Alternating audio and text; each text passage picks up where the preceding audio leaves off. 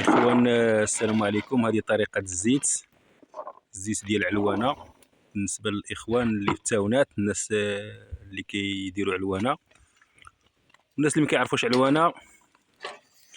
هذه هي الخدمة ديالها. كنجيبوا الزيتون وكنشعلوا الفران كما كتشوفوا، وكنحرقوا الزيتون ومن بعد كنجبدوه كندقوه، وغادي نواصلوا معكم ان شاء الله في فيديو اخر ان شاء الله. لان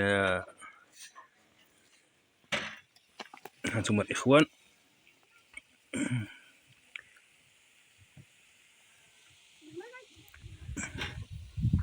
صافي، دابا غادي نسدو عليه نخليه حتى لغدا الصباح ان شاء الله ونجبدوه.